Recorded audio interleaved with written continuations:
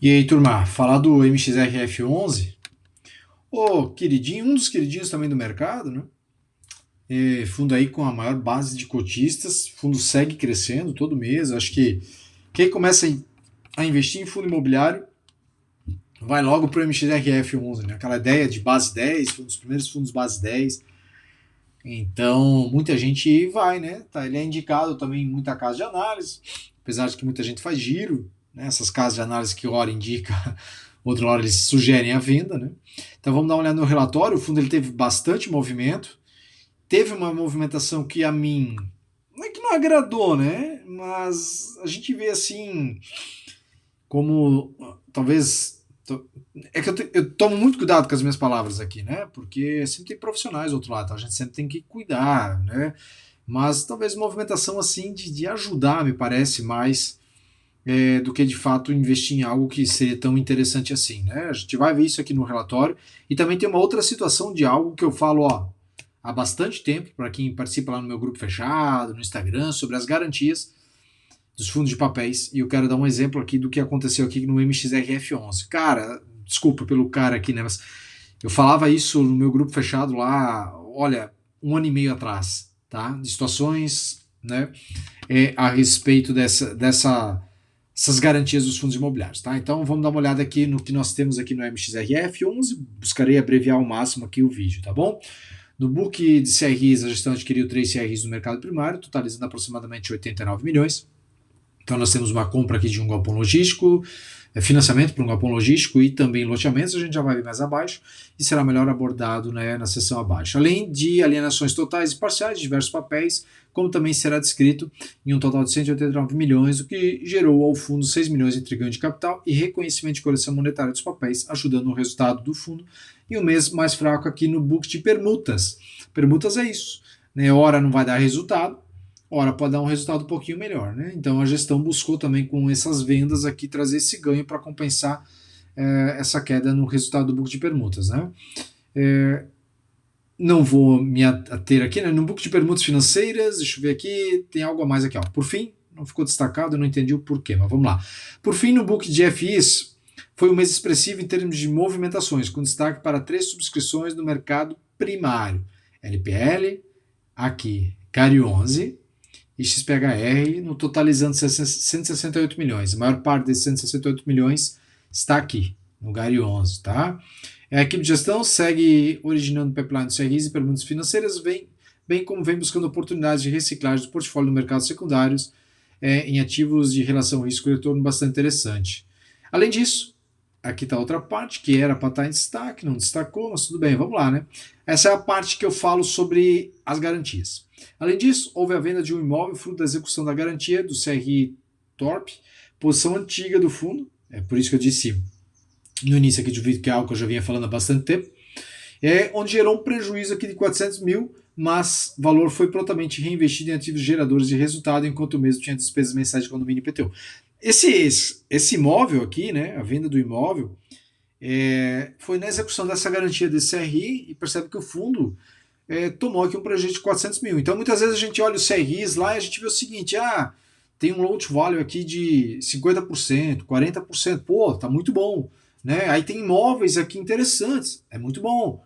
Só que na hora de executou, beleza, mas na hora de vender leva tempo. Levou tempo para vender esse imóvel. E aí, para vender esse imóvel, a gestão topou vender com 400 mil de prejuízo do que continuar com isso no portfólio. Né? Então percebe que quando a gente fala de garantias, tem que ter muito cuidado com isso aí. Né? Tu olha lá a alienação fiduciária dos imóveis. Pô, legal. É como eu falei em outro vídeo sobre outro fundo imobiliário aqui que eu não me recordo, mas faz pouco tempo que eu falei sobre isso, umas 2, 3 semanas talvez atrás. Né? Um loteamento, lá no interior, acho que era do Ceará, não lembro onde, era um financiamento de loteamento. Aí tá, tu tem todas as garantias, são os próprios terrenos ali muitas vezes, né? Tem liquidez esses terrenos, entende? Então assim, não é? Eu falei interior do Ceará, talvez dizer, por que citar o Ceará? Pode ser aqui, eu moro em Santa Catarina, interior aqui de Benedito Novo, uma cidade de 12 mil habitantes, é vizinha minha aqui, tá? 12, 13 mil habitantes. Imagina se fosse fazer um loteamento ali em cima. Por mais que de repente o poder de compra da população aqui no entorno seja boa, cara, se não conseguir pagar, quem comprar aqueles loteamentos, Qual é a liquidez desse terreno? Entende? Então, esses são pontos que sempre tem que tomar cuidado. A gente vê isso aqui. Isso aqui é uma prova do que eu falo, né? Ah, mas já é 400 mil, meu Deus, né? Tamanho do portfólio. Sim, de fato. Não vai fazer cócega aqui no MXRF, mas é patrimônio do fundo, consequentemente é patrimônio do cotista. Tá bom para você tomar um prejuízo de 400 mil? Um imóvel seu aí? Né? Então é sempre um pontinho de atenção aqui que tem que ter com os fundos imobiliários de tijolos, tá? De papéis. Isso aqui eu também tinha selecionado, mas vamos lá. Olha só, quanto ao racional da alocação do CRI do GARI, que difere da alocação histórica em operações estruturadas, VFI, com características de CRI, ou posições táticas menores do mercado secundário, com foco em ganho de capital, trata-se de um EFI de ativos reais. A gestão está justificando o porquê da compra. Essa alocação ocorreu concomitantemente ao pré-pagamento dos CRIs.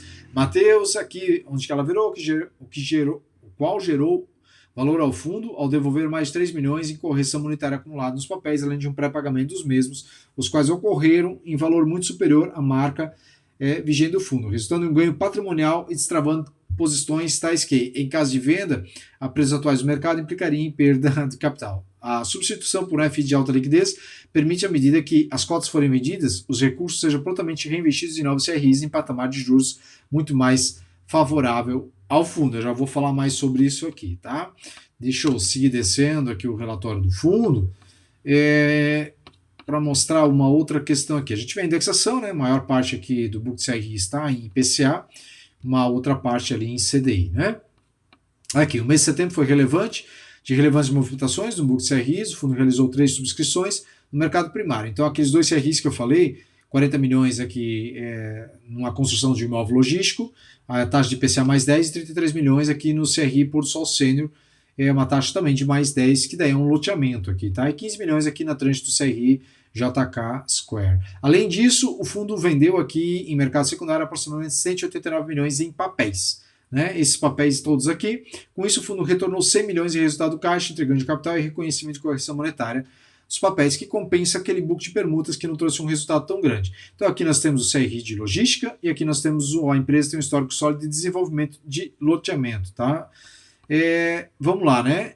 Imóvel residencial segue aqui como forte do fundo, outros varejo alimentício, mas deixa eu descer essa parte aqui também, que se eu não estou enganado, eu tenho uma parte aqui separada aqui para falar daí com vocês a respeito também dessa compra do Gari 11, né? É isso aqui. Então, olha só, né? O fundo encerrou aqui o período com 602 milhões em cotas de FI sob gestão.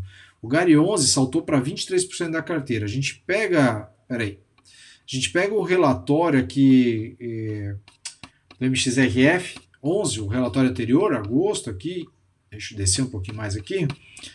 Vamos descer bem, devia ter deixado pronto, né?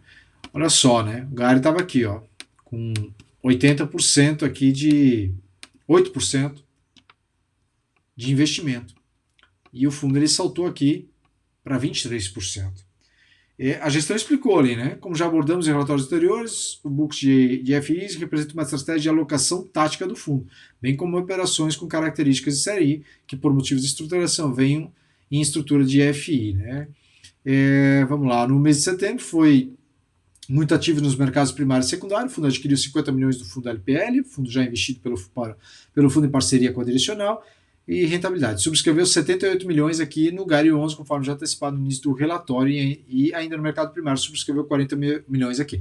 A pergunta fica aqui, havia necessidade aqui de aumentar essa posição grande assim no Gari 11? Não valeria mais a pena aproveitar hoje esse dinheiro e tal, e comprar diretamente diretamente CRIs novos para a carteira? Eu acho que sim. Né? A gente tem 602 milhões aqui em cotas do fundo, em cotas de outros fundos. Assim, até onde vale a pena, né?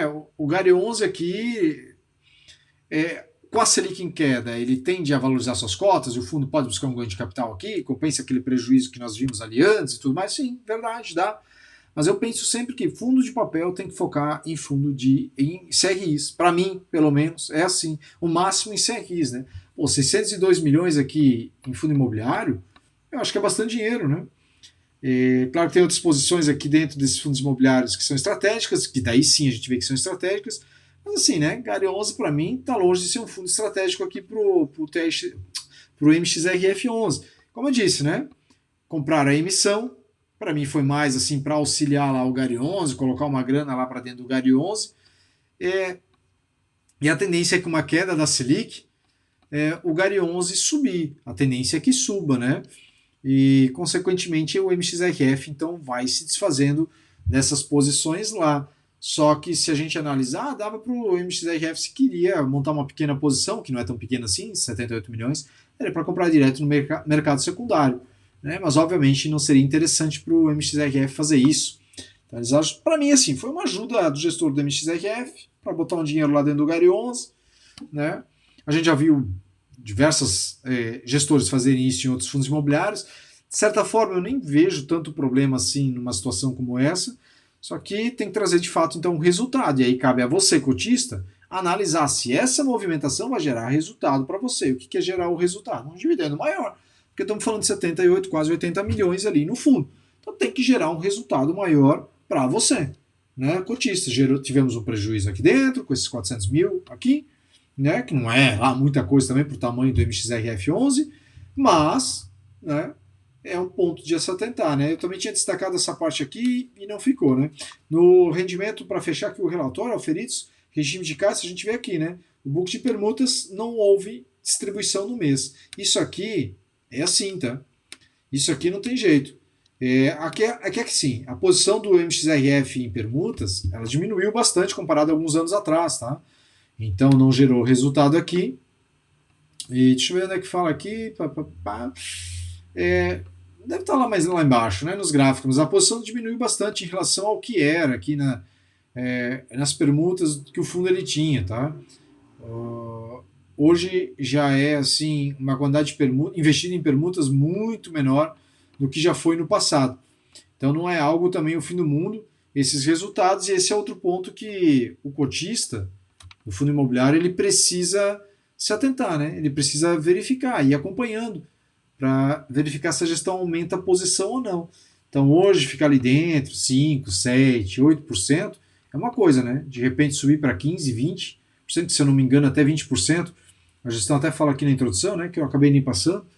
Comentário do gestor, deixa eu ver se está aqui, mas se eu não me engano é até 20%, né? O MXRF ele pode colocar o dinheiro dele em permuta, né? Alocar 80% de crédito já está aqui, né? Até 20% de permutas financeiras. Né? Então esse é um ponto aqui que cabe ao cotista observar, né? E fixa registrou, só estou procurando uma outra informação aqui, só para eu passar lá aqui, confirmar aqui, mas dessa vez não está aqui a informação. Mas enfim, não era nada tão relevante assim, tá? Então isso aqui é o que a gente tem aqui no MXRF11. De novo, eu esqueci de pedir no início do vídeo, né? Curta o vídeo, ajuda o canal a crescer, tá? Mas isso é um resumo, tá? Carteira de CRIs do fundo, ela segue ali, ok. Tem alguns CRIs aqui que eu acabei nem citando, que senão é sempre repetitivo, né? Que geraram problemas aqui no passado, né? Abaixo, evidencia os status, com histórico de que já influenciaram em fluxo de pagamentos previstos em títulos. E está aqui em recuperação, né? Então isso aqui também tem coisa antiga aqui dentro, certo? Só que é pouco no tamanho do fundo, né? Mas percebe que também não é tão simples assim fazer, executar a garantia, vender essa garantia, né? Esses são pontos assim que sempre me incomodaram bastante nos fundos de papéis, por mais garantias que tu tenha, que os fundos tenham, tá? Mas isso muito eu, tá? Porque eu sou mais conservador, tá bom? Então fica aqui o resumo do MXRF11 e seguimos acompanhando o fundo com a maior base de cotistas.